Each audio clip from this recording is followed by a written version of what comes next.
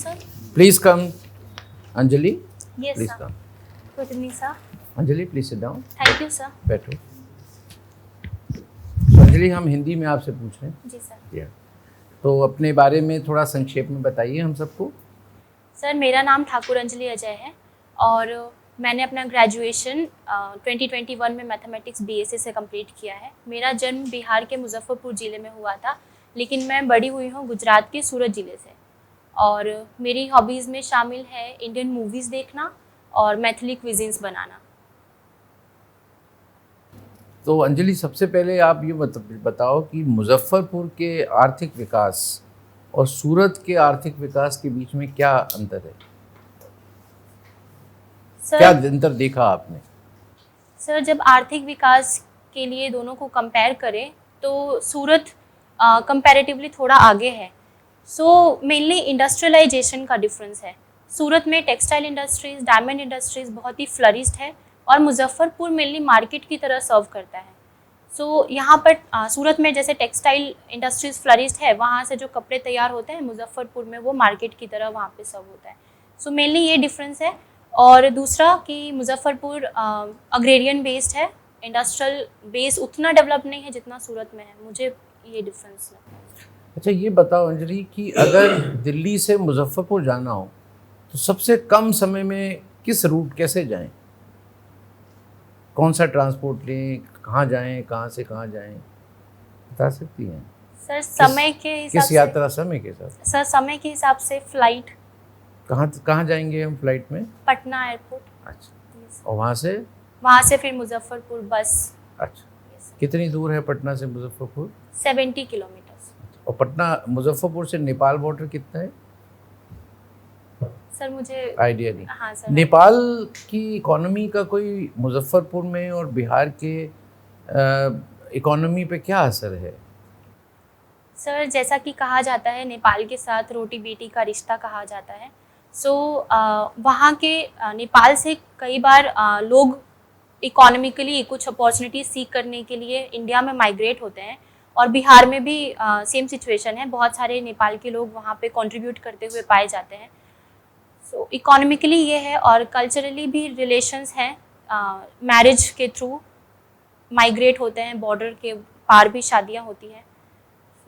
मुझे अभी अच्छा, कोई बात। अंजलि, आप तो ये बताओ कि माइग्रेशन वर्ड आपने कहा, तो बिहार से बहुत लोग माइग्रेट करते हैं। आई थिंक एक पहला स्टेट होगा जो सबसे ज़्यादा वहाँ से लोग माइग्रेट होते हैं। उनके कारणों में मैं नहीं जा रहा, लेकिन जो माइग्रेंट आ जाते हैं दूसरे शहरों में, दिल्ली समेत, उनकी क्या क्या समस्याएं हैं जो कोविड के दिनों में और ज़्यादा देखी गई?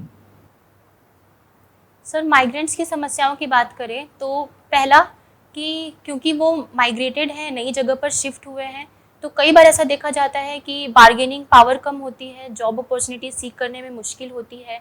हाइजीन, रेसिडेंशियल एरियाज़, जैसे कि अनऑथोराइज्ड एरिया में भी हम देखते हैं बहुत सारे माइग्रेंट्स होते हैं। मेनली ये इश्यूज़ होते हैं।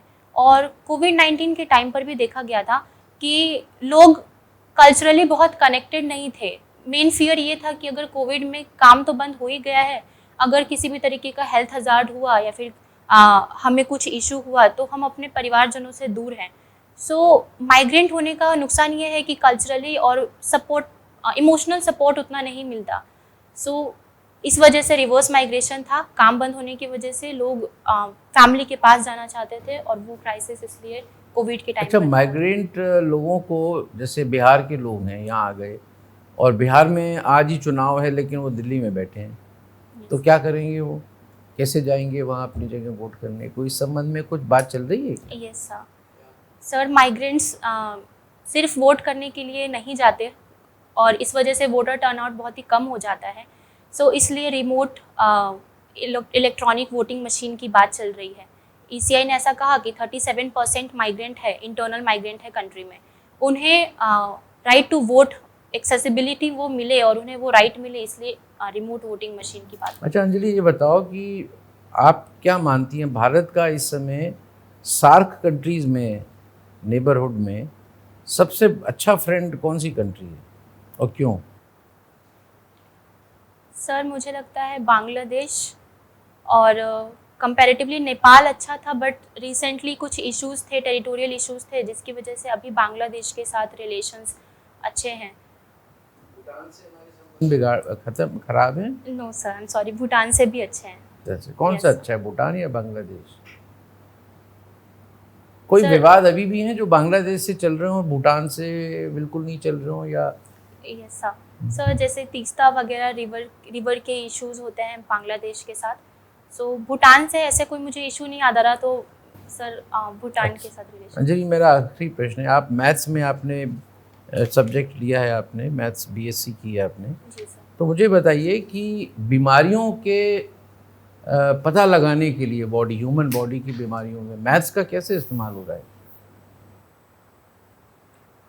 सर रिसेंटली जब ये एपिडेमिक था, कोरोना का समय था, उस टाइम पर ऐसा देखा गया था कि R0 से कैलकुलेट किया जाता था इन्फेक्शन के स्प्रेड होने की कैपेबिलिटी। सो मैथमेटिकल मॉडलिंग का यूज़ किया जाता है कि कितने परसेंट स्प्रेड होने के चांसेस है, या कोई कितना ज़्यादा अफेक्टेड है। सो मैथमेटिकल मॉडलिंग मुझे भी। और जो पैथोलॉजिकल टेस्ट होते हैं उसमें मैथ्स का क्या रोल है? सर मुझे देखना पड़ेगा। पैथोलॉजिकल टेस्ट तो इंग्लिश का वर्ड है, इसलिए नहीं समझ में आ रहा। जो आपके विभिन्न ऑर्गन्स के कार्यकलाप कैसे चल रहे हैं, उसके लिए कैसे पता लगता है कि आपको ब्लड प्रेशर है कि नहीं, डायबिटीज़ है कि नहीं, क्या है उसमें कुछ मैथ्स है? ये सर, जैसे सीटी स्कैन वगैरह सब होते हैं, तो उसमें। अच्छा, ठीक है जी। Okay sir. बस ऑन। तो ये बताओ अंजलि कि बिहार में नया प्रोहिबिशन लगाया गया है। नया मैंने हो गया है, 1-2 साल तो हो ही गया होगा, और गुजरात में प्रोहिबिशन बहुत साल से है। Yes sir. तो गुजरात में जो प्रोहिबिशन है उसको लेकर के बहुत कुछ चीख पुकार नहीं मची है, लेकिन बिहार में प्रोहिबिशन को लेके तो चीख पुकार मचती है। Yes sir. तो बिहार में जो प्रोहिबिशन हो रहा है उसके कौन से ऐसे फीचर हैं जिसकी वजह से वहाँ पर दिक्कतें आ रही हैं? सर रिसेंटली बिहार में इलिसिट लीकर की वजह से बहुत सारे डेथ्स हुए थे, जिसकी वजह से बिहार में ये इशू बहुत ही प्रेवलेंट है अभी। सो सर फर्स्ट रीज़न ये है कि क्योंकि अभी 2016 में ही रिसेंटली बिहार ने प्रोहिबिशन लागू किया था। सो ये स्टेट अभी ट्रांजिशन फेज़ में है, लोगों में एक्सेप्टेंस उतनी आई नहीं है, जहाँ की गुजरात में बहुत पहले से है। बीच बीच में इश्यूज होते रहते हैं, बट कंपैरेटिवली स्टेबिलिटी है बिहार के मुकाबले। बिहार में ट्रांजिशन फेज़ है। सेकेंडली सर अग्रेरियन इकोनॉमी है, सो चीप एग्रीकल्चरल प्रोडक्ट्स वगैरह अवेलेबिलिटी होती है फार्म से, जिसकी वजह से हूज प्रिपेयर करना उनके लिए आसान हो जाता है, और इसकी वजह से वो इलिसिट लीकर कंज्यूम करते तो आपकी क्या सलाह है, इसको कंटिन्यू करना है ना कि छोड़ देना है? सर मुझे लगता है कि कंटिन्यू करना चाहिए, बट जो ये रिसेंटली ऐसे केसेस दिख रहे हैं उन पर हम कुछ और एडमिनिस्ट्रेटिव स्टेप्स ले सकते हैं, थोड़ा अवेयरनेस भी ला सकते हैं। क्या आपको ज्ञात है कि सुप्रीम कोर्ट ने इस विषय को लेके कुछ टिप्पणी की थी? आई एम सॉरी सर, मैं स्पेसिफिक। अच्छा, क्योंकि बिहार सरकार ने ऐसे कहा था कि जिसके घर में 1 बोतल भी शराब मिलेगा तो उसको वो घर सील कर दिया जाएगा। घर सील करने से तो फैमिली कहाँ जाएगी? यस एक दूसरा इशू अभी उठा है और एक राज्य में, असम राज्य में, यस वहाँ पर जो है बाल विवाह के ऊपर में नकेल कसने के लिए पुलिस ने बहुत ही विशद पैमाने पर जो है वो लोगों को पकड़ना शुरू किया है। Yes sir. तो जिनके बाल विवाह हो चुके हैं, बाल बच्चे हैं, वो लोग बाल बच्चे समेत थाने के सामने खड़ा हो रहा है। Yes sir. आपका क्या सोचना है? क्या बाल विवाह को हम इस प्रकार के एक्शन से प्रोहिबिट कर पाएंगे, ना कुछ और सोच की ज़रूरत है? As a student of sociology आपका क्या सोचना है? सर चाइल्ड मैरिज में अगर सोशियोलॉजिकल एंगल देखें तो वो एक माइंडसेट है। तो मुझे लगता है कि डेटरेंस ज़रूरी है, बट सिर्फ डेटरेंस से ये नहीं जाएगा। लॉन्ग टर्म में हमें अवेयरनेस लानी पड़ेगी और वो सोशल माइंडसेट दूर करना पड़ेगा कि चाइल्ड लेबर के क्या क्या कॉन्स होते हैं, वो हमें बताना पड़ेगा। अर्ली प्रेगनेंसी के इश्यूज़, हेल्थ इश्यूज़, और जो फॉरगॉन अपॉर्चुनिटीज़ जो अर्ली मैरिज की वजह से मिस हो जाती हैं, उनके बारे में हमें अवेयर करना पड़ेगा, तो ही हम इससे टैकल कर पाएंगे।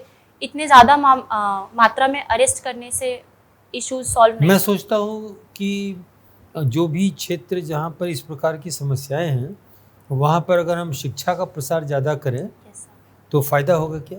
यस सर, शायद अशिक्षा का कारण है ये जो चाइल्ड मैरिज है, यस सर। ना और कोई कारण सोच सकते हैं? सर पॉवर्टी भी एक इशू होता है, जैसे बिहार वगैरह में भी, बिहार जैसे स्टेट्स में भी चाइल्ड मैरिज बहुत ही प्रेवलेंट है, और कई बार ऐसे ग्राउंड लेवल पर देखा जाता है कि पॉवर्टी और डाउरी इन दोनों की वजह से भी अर्ली मैरिज किया जाए। जैसे कोरोना के टाइम पर ऐसे केसेस देखे गए थे जब डाउरी कम हो गया था, सो बहुत सारी चाइल्ड मैरिज उस टाइम पे फिक्स हुई थी। सो मुझे लगता है पॉवर्टी एक। ठीक है, ये बताइए जो मैथिली कुजीन है, ये मैथिली कुजीन है ना बंगाली कुजीन है ना नेपाली कुजीन है, ना कि नेपाली और बंगाली का मिक्स करके कुजीन बनाया उसको मैथिली नाम दे दिया? Sir Maithili cuisine Mithila region में वो कुछ स्पेसिफिक क्विजिन्स होते हैं, इसलिए मैथिली क्विजिन। कोई एक नाम बताइए। सर जैसे दल पिट्ठी है, बगिया। सो मैंने कभी किसी और स्टेट में ऐसे क्विजिन्स नहीं देखे, इसलिए सर ये मिथिला स्पेसिफिक है। अच्छा, very good, thank you. Thank you sir. Anjali, ये मुजफ्फरपुर जो है वो स्मार्ट सिटी प्रोजेक्ट्स में आता है बिहार के, आपको जानकारी है इसके बारे में? Yes sir. क्या क्या क्या इसमें स्मार्ट सिटी प्रोजेक्ट्स में क्या क्या काम पिछले 3-4 वर्षों में हुए हैं जो कि देखने में अब विजिबल है, मतलब ग्राउंड पे उनका काफ़ी ज़्यादा कार्यान्वयन हो चुका है और लोगों को उनका फ़ायदा भी उठाने को मिल रहा है? सर जैसे जैसे पॉपुलेशन वगैरह बढ़ते हैं वैसे कंजेशन के इश्यूज होते हैं। सो ट्रैफिक मैनेजमेंट वगैरह में कुछ स्टेप्स लिए गए हैं। सो ये सारे मैनेजमेंट अच्छे होते हैं, और सेकेंडली स्वच्छता में भी मुजफ्फरपुर आगे है कंपैरेटिवली अगर बिहार के बाकी डिस्ट्रिक्ट से। स्मार्ट सिटी के प्रोजेक्ट में आने के बाद भी। नहीं, आपको पता है स्मार्ट सिटी में है, जैसे जो बिहार में कुछ स्मार्ट सिटी प्रोजेक्ट चल रहे हैं Yes, उसमें से sir. मुजफ्फरपुर भी है, आपको Yes, sir. जानकारी है ना इसके बाद? Yes sir. तो स्मार्ट सिटी प्रोजेक्ट्स के अंडर में इसमें क्या क्या प्रोजेक्ट लिए गए हैं और उनका अभी क्या स्टेटस? सर टेक्नोलॉजी वगैरह का इस्तेमाल किया जा रहा है, जैसे एक मित्र ऐप भी था सर। इसमें आपने, जैसे आप तो वहाँ रहते हैं तो आपने क्या चेंज महसूस किया, कुछ पॉजिटिव चेंज क्या क्या किस किस एरिया में महसूस किया? सर मुझे लगता है मुझे पढ़ने की ज़रूरत है स्मार्ट सिटी मिशन मुजफ्फरपुर को लेकर। अच्छा ठीक है, कोई दिक्कत नहीं है। अच्छा, आपने क्विजीन की बात की, अभी मैथिली क्विजीन की। जी सर। अभी कुछ दिल्ली में कुछ क्विजीन को लेकर ही कुछ ग्लोबल G20 का कुछ शुरू हो रहा है, आपको आइडिया है इसके बारे में?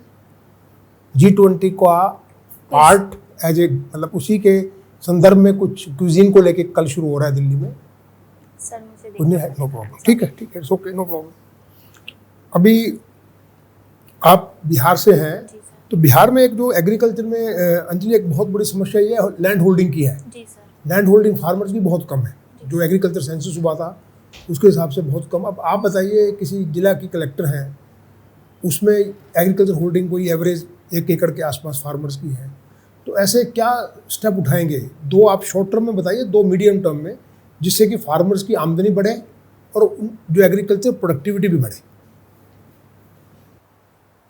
सर स्मॉल लैंड होल्डिंग की वजह से बहुत सारे स्कीम्स इंप्लीमेंट नहीं हो पाते ग्राउंड लेवल पर, मैकेनाइजेशन वगैरह।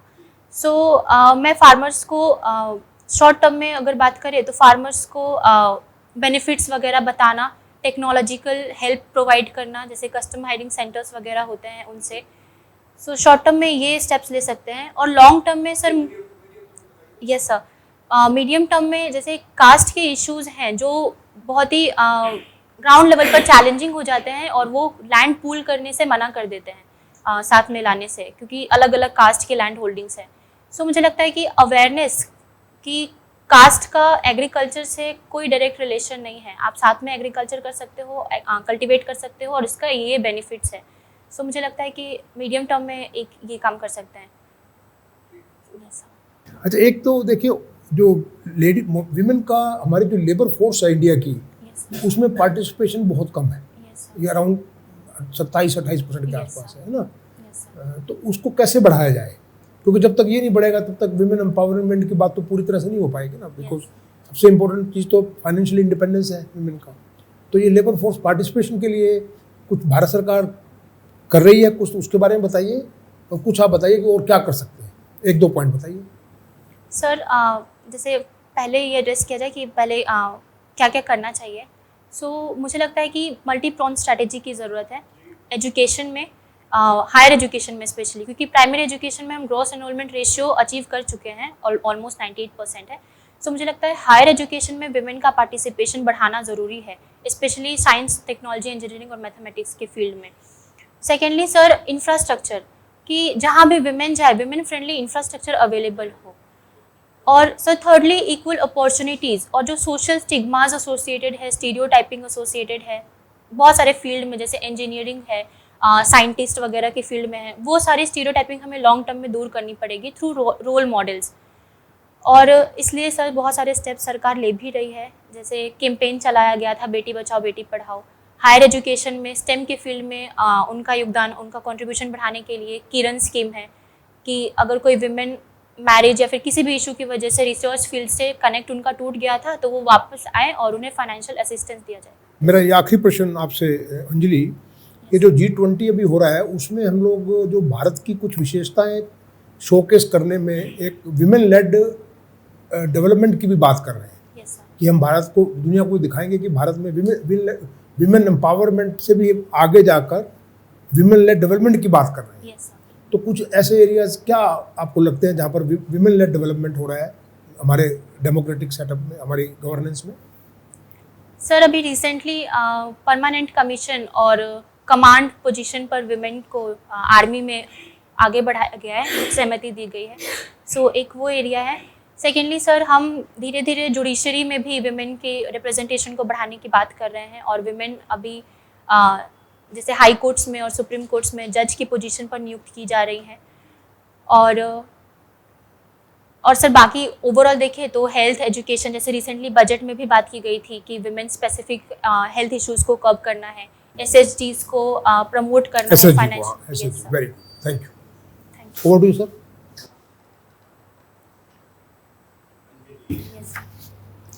अंजलि, अभी आप बात कर रही थी नेपाल की, जी सर। रोटी बेटी का रिश्ता। नेपाल से एक ऐतिहासिक बहुत महत्वपूर्ण विवाह का एक प्रसंग आता है भारत और नेपाल के दरमियान। क्या, कौन सा विवाह है वो? सर सीता और राम जी का विवाह। सीता, माता सीता कहाँ की रहने वाली मानी जाती हैं? जनकपुर। जनकपुर की। जी। तो इसी संदर्भ में अभी कुछ ही दिन पहले एक और इम्पोर्टेंट इवेंट हुआ है। क्या हुआ, आप कुछ मालूम है आपको?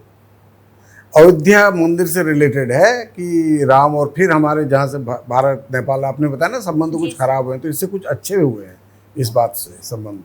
क्या हुआ मालूम है आपको? सर मुझे देखना पड़ेगा, अब मुझे नहीं पता। अच्छा, वहाँ से ठीक है, वहाँ से एक अभी अयोध्या में रामलला की मूर्ति बनाने के लिए शिला वहाँ से लाई, स्टोन वहाँ से। यस सर, है ना? Thank you. हाँ। अच्छा, आप तो बिहार से हैं। बिहार में एक समस्या PFI की भी है, आप जानती है? PFI, popular front of India, जिसको बैन कर दिया है। सर मुझे देखना आपको होगा, नहीं? सॉरी। अच्छा, बिहार में बहुत अभी उसमें अरेस्ट हुए हैं लोग, उग्रवादी आतंकवादी जो हैं वो अरेस्ट हुए हैं उसमें। अच्छा, आपको आइडिया नहीं है इस चीज़ का?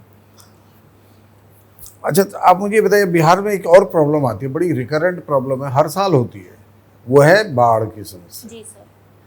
तो आप बाढ़ की समस्या से कैसे निपटेंगे? आपके पास कुछ रोड मैप है बाढ़ की समस्या से निपटने का, या इसको मैनेज कर, निपट तो क्या सकते हैं, मैनेज कर सकते हैं, तो कैसे मैनेज करेंगे आप? वहाँ मान लिया आप वहाँ पोस्टेड हैं किसी बाढ़ वाले डिस्ट्रिक्ट में, हर साल बाढ़ आती है, यस सर। तो आप कैसे मैनेज करेंगी अंजलि उस बाढ़ को? कुछ सर क्योंकि बिहार गंगा यमुना दोआब में है, सो अलूवियल सॉइल है वहाँ पर, और नदियाँ फ्रिक्वेंटली बहुत ही वहाँ पे सिल्ट जाते हैं, और मुझे लगता है कि शॉर्ट टर्म में देखें तो ड्रेजिंग और डीसिल्टिंग हम करवा सकते हैं मॉनसून से पहले, और इसके अलावा लेवीज और एम्बैंकमेंट्स भी क्रिएट करवा सकते हैं। इसके अलावा सर ये तो मिटिगेशन या फिर प्रिवेंशन वाले स्टेप्स हो गए, और बाढ़ की वजह से जो इश्यूज क्रिएट होते हैं, जैसे हम देखते हैं कि हर साल कोसी रिवर में बाढ़ आने की वजह से घर डूब जाते हैं, लोगों के लाइवलीहुड छिन जाते हैं। सो मुझे लगता है टेक्नोलॉजिकल यूज़ करके, अर्ली वार्निंग सिस्टम वगैरह का इस्तेमाल करके रिलोकेशन करना, रेस्क्यू करना, इन सब में और बेटर तरीके से हम उसे डील कर सकते हैं। कहावत है कि आपदा में अवसर की तलाश, आपदा में अवसर की तलाश करना। तो बाढ़ जैसी आपदा से कोई हमको अवसर भी मिल सकते हैं इकोनॉमी को बढ़ाने के लिए? सर जब बाढ़ आती है तो मिट्टी वो मिट्टी को स्प्रेड करती है, सो एक तरह से सॉइल रिजुविनेट हो जाता है, ऐसा कहा जाता है। एक पॉजिटिव ब्लेसिंग इन डिस्गाइज है कि उसमें भी कुछ एक ब्लेसिंग की तरह मिल गया, सो मुझे हाँ, वो तो अंजलि सालों साल हो रहा है। हाँ सर, हर साल बाढ़ आ रही है, एलुवियल सॉइल है, साइड में फैल रही है, लोग धान और गेहूं उगा रहे हो तो ठीक है। Yes sir. लेकिन आप तो डिस्ट्रिक्ट मजिस्ट्रेट हो वहाँ की, तो आप इमीडिएटली लोगों के हेल्प के लिए कुछ इस बाढ़ के पानी से कुछ आप यूज कर सकती हैं, बाढ़ के पानी को कहीं पे किसी तरीके से कुछ, ताकि लोगों की कुछ आमदनी बढ़े। सर जैसे पॉन्ड्स वगैरह अगर क्रिएट करवाएं और वहाँ पे उसे स्टोर करें, तो वो इनलैंड फिशिंग या फिर ऐसे यस सर इस सब में इस्तेमाल किया फिशिंग के लिए आप उसको यूज कर सकते हैं। यस अच्छा, आपने भूटान की भी बात करी, यस सर। तो भूटान में एक और प्रॉब्लम हुई थी कई साल पहले, डोकलाम की। जी सर। वो क्या प्रॉब्लम थी, आपको आइडिया है उसका? सर चाइना क्लेम कर रहा है डोकलाम रीजन के लिए कि वो चाइना का बिलोंग, जैसे कि अरुणाचल प्रदेश वगैरह में भी उसका क्लेम है, सो की बात कर रहा हूँ। हाँ, तो मेनली सर चाइना की क्लेम की बात है जिसमें Claim इंडिया ने का। सपोर्ट किया था भूटान का। भूटान में फिर क्या हुआ लास्ट में, उसमें क्या हुआ? सर वो भी भूटान के पास ही, और उसकी वजह से इंडिया चाइना रिलेशन में थोड़े स्ट्रेन आए थे। तो फिर वो भूटान में इंडिया को क्या इतनी प्रॉब्लम आ गई उसमें? इंडिया क्यों, भूटान का मामला है, इंडिया क्यों इतना परेशान होगा? सर अगर चाइना का क्लेम डोकलाम पे आया तो चाइना बहुत नजदीक आ जाएगा इंडिया कहाँ के नजदीक आ सर। वो जाएगा? चिकन नेक चिकन नेक क्या है? सर नॉर्थ ईस्ट के लिए कनेक्टिविटी है, वो बीच का एक रास्ता है सिलीगुड़ी के थ्रू। सो तो चिकन नेक क्यों कहते हैं अंजलि उसको? सर क्योंकि वो बहुत ही कम रीजन है, साउथ में बांग्लादेश है और साउथ में या ईस्ट में? हाँ चलो, साउथ ईस्ट में, हाँ Yes, ठीक है। sir. और ऊपर इस साइड क्या है? सर पश्चिम भूटान, की साइड क्या है? सर भूटान, हाँ, और ऊपर नॉर्थ की साइड भूटान है उसमें। सर मुझे डायरेक्शन अच्छा, आपको ज्योग्राफी उतना ज्योग्राफी का नहीं आइडिया। Yes, चलो sir, मेरा sir. एक क्वेश्चन और है छोटा सा। Yes, sir. ये अग्निवीर हमारी स्कीम आई थी, उसमें सबसे ज्यादा बवाल बिहार में बचा था। जी सर। ये सही बात थी, मतलब होना चाहिए था कि अग्निवीर क्या खराब स्कीम है? ये बिहार में बहुत हंगामा हुआ, लोगों ने प्रॉपर्टी जला दी, रेलवे की, ये सब किया ना। आपको क्या लगता है कि ये सही स्कीम है? सर स्कीम मुझे लगता है कि सही है, बट कहीं कहीं पर कुछ कुछ इश्यूज है।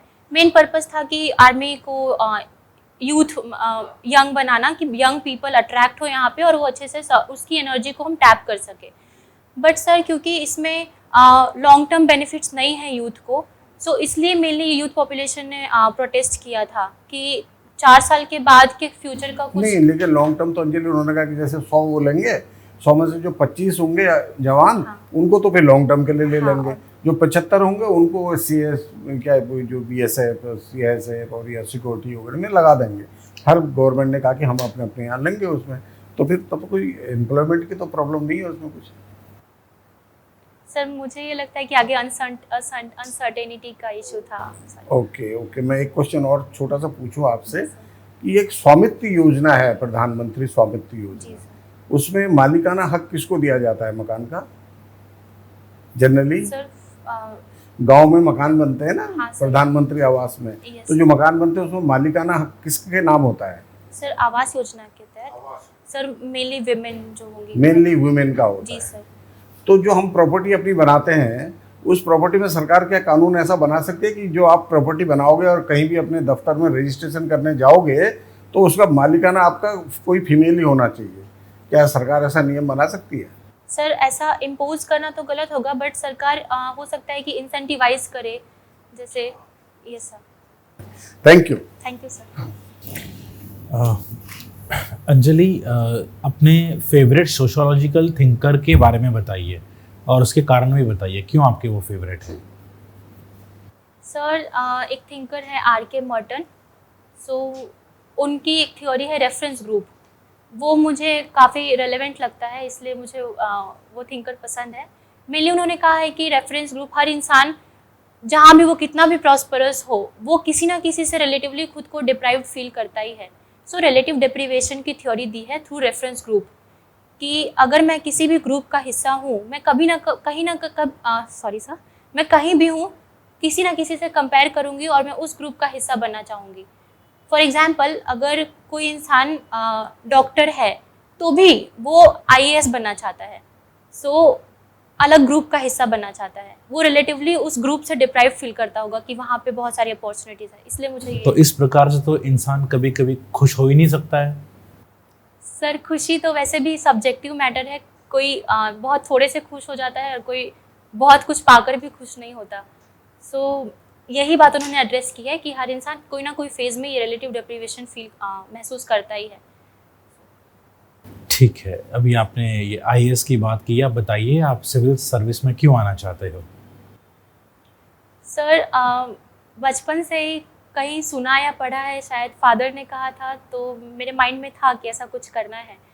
बट फिर भी जब डिसीजन लेने की बारी आई कि यही करना है, तो बहुत सारी चीज़ें देखी, और क्योंकि ये एक बहुत अच्छा करियर अपॉर्चुनिटी इसलिए है क्योंकि खुद की फाइनेंशियल सिक्योरिटी तो देती है, बट और साथ में ये भी अपॉर्चुनिटी देती है कि हम दूसरों को सर्व कर सके और उससे सेटिस्फेक्शन अर्न कर सके। सो इसलिए मैंने ये बताइए, बिहार में ये सिविल सर्विसेज की तैयारी करना एक क्यों पैशन क्यों माना जाता है, एक हॉबी क्यों माना जाता है? सर पीयर ग्रुप एक रीज़न हो सकता है कि जैसा कि मैंने कहा कि मैंने बचपन से किसी से सुना होगा या फिर कुछ देखा होगा, तो कई बार ऐसा होता है अनजाने में हम किसी के अक्रॉस आते हैं और हम उसी से इन्फ्लुएंस हो जाते हैं। सो मुझे लगता है एक ये रीज़न है, और दूसरा सर कि अनएम्प्लॉयमेंट भी एक रीज़न हो सकता है, इनडायरेक्ट रीज़न कि डायरेक्टली बहुत सारी अपॉर्चुनिटीज़ बिहार में नहीं है, सो लोग गवर्नमेंट एग्जाम्स की तरफ ज़्यादा अट्रैक्ट होते हैं। और थर्ड सर ये सेटिस्फेक्शन वाला रीज़न तो है ही। ठीक है, आपने बीएससी मैथमेटिक्स में किया है, तो ये बताइए कि रामानुजम का कंट्रीब्यूशन क्या है मैथमेटिक्स के प्रति? सर उन्होंने नंबर थ्योरी पर वर्क किया था, और उनके नाम पर रामानुजन हार्डी नंबर भी है एक। बस इतना ही? सर इनफाइनाइट सीरीज भी उन्होंने उस पर भी वर्क किया था, और बहुत सारे इक्वेशंस ऐसे सॉल्व किए थे जो दुनिया में कोई भी सॉल्व नहीं कर पाया था। सो ये कंट्रीब्यूशन है। ठीक है, धन्यवाद अंजलि, मैं पास ऑन करता हूँ चेयरमैन साहब को। अंजलि, ऐसा कोई विषय जो हमने नहीं, जिसपे से प्रश्न ना पूछा हो आपके डेफ के किसी विषय में से, तो कृपया बताएं, तो मैं आपसे आखिरी प्रश्न पूछ सकता हूँ।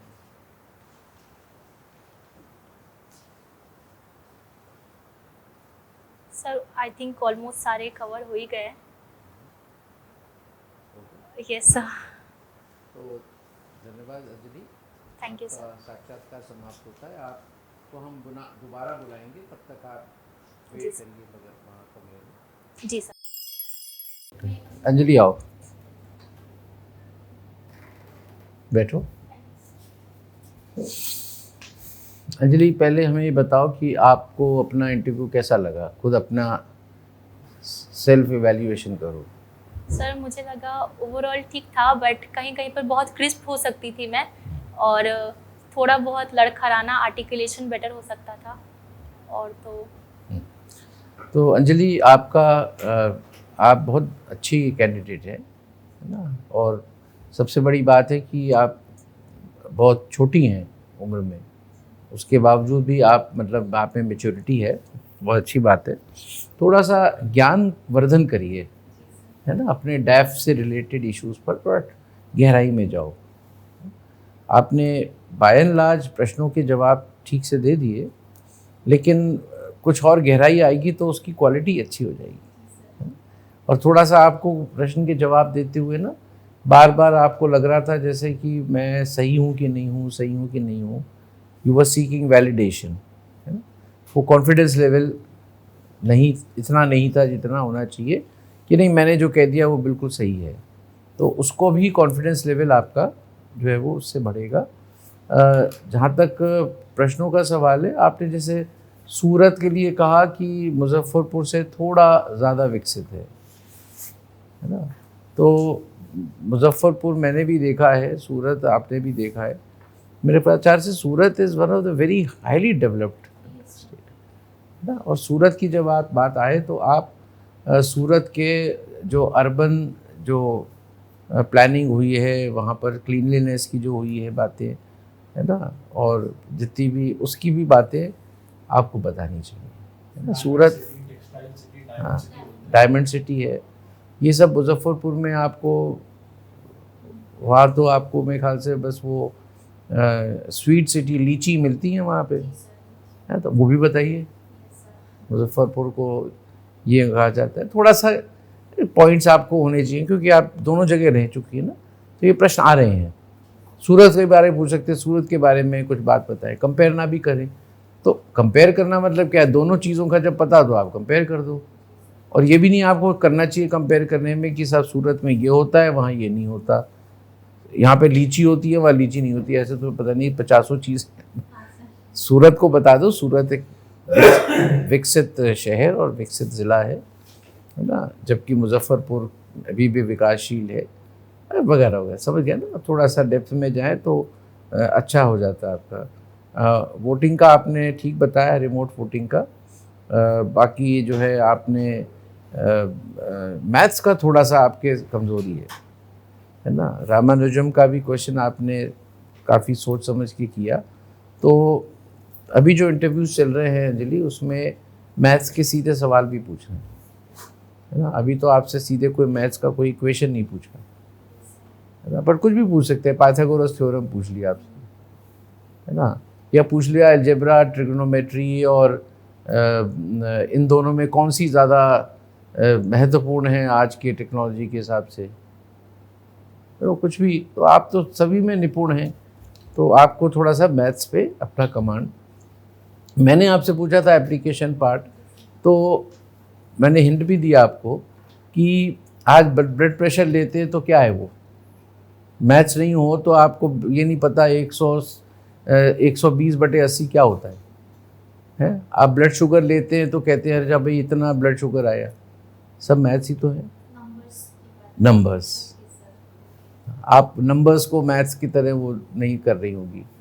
हाँ, तो मैथ्स से नंबर्स ही तो हैं, मैथ्स में और है क्या नंबर्स ना। तो नंबर्स की बात ना कहा कि हमने मैथ्स की कर दी।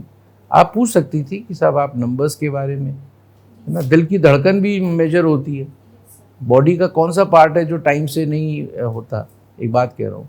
तो इसलिए थोड़ा सा उसमें फिर मैंने डिजीज़ के कैसे आप डिजीज़ को ट्रीटमेंट के लिए यूज़ करोगे, यही सारी चीज़ें मैथ्स हर जगह हैं। वरना क्या भाई आप ठीक हो या आपको बुखार है, डॉक्टर साहब कैसे आप कह सकते हैं बुखार है मुझे, अरे तुम्हारा ठीक है ना, इसको देख लेना, घुमा फिरा के क्वेश्चन पूछ सकते हैं। बाकी जो है वो आपने दोस्त के बारे में अच्छा बोला। ज़रूरी नहीं कि आप बांग्लादेश को ही कोई किसी ने इनाम नहीं दिया है कि भूटान आप सबसे अच्छे दोस्त हो, दूसरा बांग्लादेश, उसके रीज़न दो। मैंने भूटान की बात इसलिए कही आपको कि आप कंपेयर कर सको कि भूटान और बांग्लादेश में हमारे किससे ज़्यादा अच्छे संबंध है या दोस्त है हमारा। तो उस पैमाने पे देखो कि अगर क्राइसिस होती है तो क्या बांग्लादेश ने तो बल्कि जब सिटीजनशिप अमेंडमेंट एक्ट आया तो उन्होंने तो हमारे से कन्नी काट ली, है ना, प्रोटेस्ट जाहिर किया। तो ऐसा कुछ भूटान से नहीं हुआ है। और मैं समझता हूँ कि इवन जो चाइना के साथ जो हुआ है स्कफल, उसमें भी भूटान का कोई नेगेटिव रोल ऐसा नहीं था कि वो नेपाल की तरह चाइना की तरफ चला गया हो, राइट। तो ये कुछ बातें, बाकी अन्य मेंबर्स बताएंगे। So Anjali, you have done well. Sociology में जो इश्यूज हैं उनको तैयार कर लीजिए, क्योंकि उसमें से प्रोहिबिशन तो बिल्कुल ही कॉमन है और इंडस्ट्रियल डेवलपमेंट पर कंपेरिजन की बात कही हुई है अभी, और child marriage is a important issue. Bihar में एक और नया काम शुरू किया है, कास्ट सेंसस। तो फ्रॉम सोशोलॉजिकल एंगल ये प्रिपेयर कर लीजिएगा, कास्ट सेंसस का हिस्ट्री क्या है, पहले कब हुआ था, और अभी जो कर रहे हैं उसे क्या फ़ायदे होंगे, क्या नुकसान है, इसको रेडी करके रखिएगा, ठीक है ना। Thank you. वेल अंजलि, आपने ना लास्ट में एक ऑनरेबल मेंबर के क्वेश्चन के जवाब में लास्ट में सोशोलॉजी के ऊपर आप बोले थे, सोशोलॉजी के क्वेश्चन पे ना आपने जवाब दिया था, आप बिल्कुल लास्ट में, वो आप वीडियो में देखिए, आप बहुत अच्छा आपने हैंडल किया था।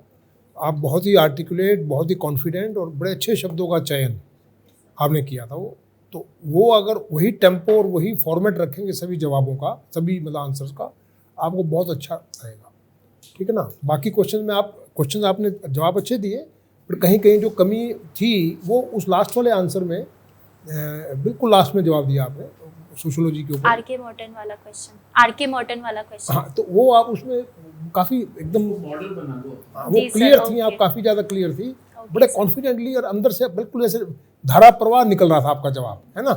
तो वो मैं देख के बड़ा मुझे अच्छा लगा। इसका मतलब आप में अगर आपको चीज़ आती है तो आप उतना कॉन्फिडेंस से बोल सकती हैं। बस अब आपका मिशन यही है कि जब आपका इंटरव्यू, अभी टाइम है आपका ये 1 हफ्ता है, 5 दिन है, तो उसी तरह से लग जाइए आप।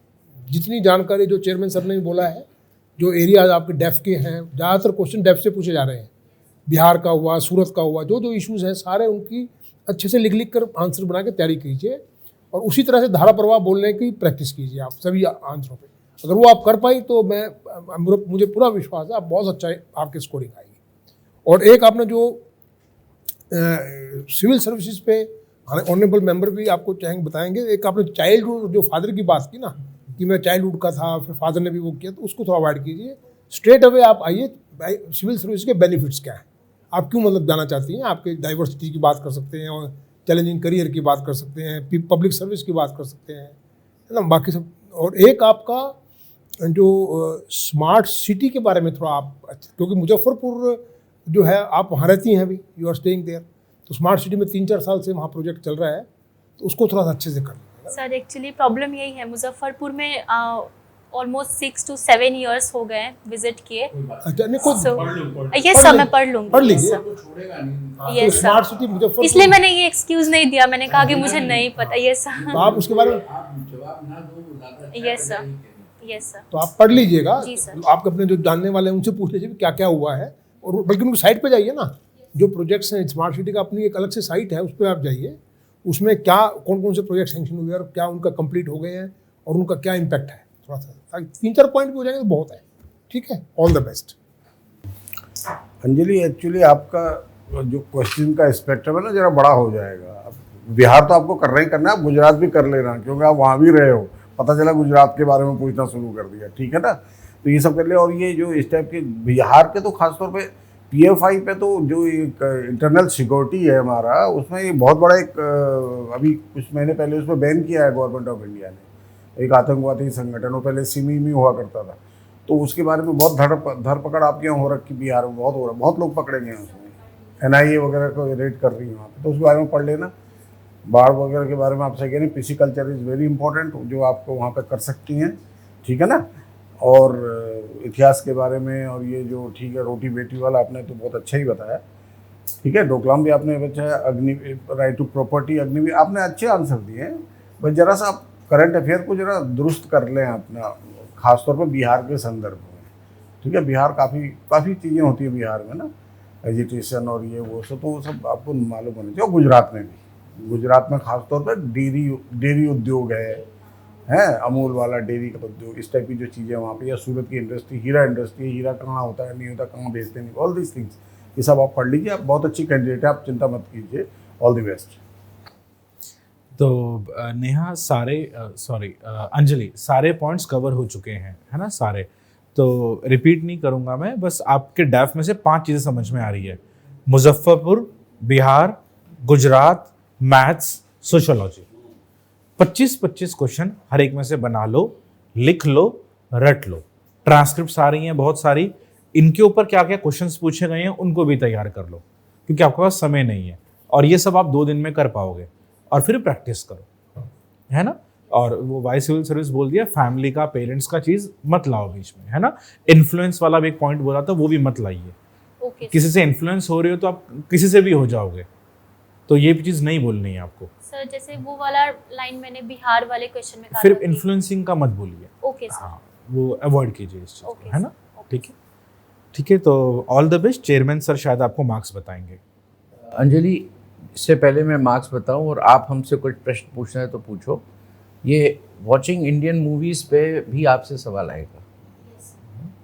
कल के इंटरव्यू में ये पठान के बारे में पूछेगा कि आपने पठान देखी है, और मेन मुद्दा फिर ये था कि क्या फिल्म वाले खुद कंट्रोवर्सी करते हैं ताकि फिल्म चले। तो मैं उदाहरण इसलिए दे रहा हूँ कि आप तैयार रखिएगा बेस्ड ऑन सोशल इश्यूज, कौन सी आपने इंडियन मूवी देखी जो सामाजिक उस पर आधारित है, और उससे रिलेटेड क्या आपने उसमें Issues। सोच बताओ क्या होगा। सर जैसे रक्षाबंधन देखी थी, डाउरी इशू पे है। ऐसा देख लो कोई Yes, सोशल इशू, और विमेन एम्पावरमेंट का भी कोई हो वो भी देख सकते हो, जी सर। है ना। एक वही आई थी अक्षय कुमार की टॉयलेट टॉयलेट और पैड पैडमैन। उसी में था, पैडमैन, पैडमैन, जी सर। ना वो बहुत अच्छा रहेगा। सोच के रखो ताकि आपको सोचने का मौका। अच्छा, मैंने ज़रूरी नहीं कि लास्ट में कौन सी देखी। दंगल। Yes, sir. तो हरियाणा में उसका तो बाकी बड़ा इम्पैक्ट हुआ है। विमेन एम्पावरमेंट, हाँ, दंगल तो also। हरियाणा में उसका रियल इम्पैक्ट है। हाँ, तो उसमें कोई अगर पूछे आखिरी कौन सी पिक्चर देखी, कोई भी बोल देना, आप सब कभी देखने तो ही ना आएंगे कि आपने अभी कल दंगल देखी थी या कुछ और देखा था। जिसमें स्ट्रांग हो वो बोल दो, है ना। और या कह सकते हैं कोई और मूवी हो, तेलुगु, बॉलीवुड और टॉलीवुड और इन सब के बारे में भी पूछ सकते हैं। आजकल ये इश्यूज हैं, बड़े लाइट क्वेश्चंस पूछ रहे हैं इंटरव्यू में, तो उसकी मूवीज़ है ना, तो सभी बड़े लालायित होते हैं इसके बारे में पूछने के लिए, तो इस पर भी आ सकता है। तो अंजलि, हमने आपको 60% दिया है, सो हाँ, तो हम बहुत खुश नहीं हैं अंजलि, है ना। तुम बहुत प्रॉमिसिंग हो, और यंग जो कैंडिडेट्स हैं ना, उनकी तरफ जो है कमीशन कह रहा हूँ, हाँ, मतलब यूपीएससी का एक विशेष एक वो रहता है कि अगर ये अच्छा निकले कैंडिडेट, छोटा उम्र वाला, तो हमारे लिए आइडियल है। आप समझ रहे मेरी बात? उसके मैं रीज़न बताने की ज़रूरत नहीं है। तो इसलिए आप अगर थोड़ा सा और अच्छा कर लेती हो तो आपके चांसेस किसी और व्यक्ति के जो आपसे 10 साल बड़ा है उससे ज़्यादा होंगे, है ना। इसको ध्यान में रखो, और कुछ पूछना हो तो पूछ लो। सर मेनली कॉन्क्रीट आंसर्स देने हैं, पॉइंट वाइज देने हैं। हाँ, और ऐसा कुछ है कि ज़्यादा थोड़ा कम बोली या ज़्यादा बोल गई। हाँ, थोड़ा आवाज़ को भी Okay, sir. ऊंचा बुलंद करो, ओके सर, उससे थोड़ी एनर्जी आएगी, ठीक है सर। है, लगेगा जैसे अच्छे संवाद हो रहा है, ठीक है ना। उसमें वो मत सोचना कि मैं ज़ोर से बोलूँगी तो मतलब वो गलत तो नहीं होगा, बैड मैनर्स तो नहीं होंगे, ऐसा नहीं। हम भी तो आपको बोल रहे हैं, आपको अच्छा लग रहा है, आवाज़ आ रही है अच्छे से, तो थोड़ा सा आवाज़ का पिच बढ़ाओ। और एक मैं लास्ट चीज़ बताऊंगा, कुछ प्रश्नों के टाइम तुम्हारे पास कम है। ये क्या लिखा हुआ है 10 फरवरी को? आज थोड़ी ना था इनका, अच्छा 16 लिखा है, तो 4-5 दिन आपके पास हैं। जो जो बिल्कुल डैव के निश्चित प्रश्न हैं उसके ना प्रश्न के आंसर बना लो। मुजफ्फरपुर में क्या इंटरेस्टिंग चीज़ें हैं मैडम या सर? मुजफ्फरपुर में मुख्य जो आकर्षण है वो 1, 2, 3, है ना। सूरत में क्या है? सूरत के 1, 2, 3, सूरत डायमंड सिटी को कहते हैं। तो मतलब आप कई सारे आंसर्स, क्वेश्चन निकाल के बना लो उसके आंसर्स, तो आपको बड़ी सहूलियत होगी, है ना। ऐसे अपने मैथ्स के कुछ सवाल ढूंढ लो, मूवीज़ के कर लो, अपने डैफ में से निकाल लो। बाकी तो इतनी बड़ी दुनिया है, किस किस के बनाओगी आप? उसमें भी आप देखो ऑपरेशन दोस्त जैसे चल रहा है ना। तो टर्की वाला, सीरिया वाला, वो जो भी दोवाल साहब अफगानिस्तान गए, तो अपने आसपास के नेशंस का ख़ास तौर पे उनसे क्या संबंध है उस पर स्टडी कर लो, ठीक है। और तो नहीं कुछ पूछना? Okay, thank you. उत्तर आपके पहले ज़्यादा छोटे थे, हाँ, ठीक है।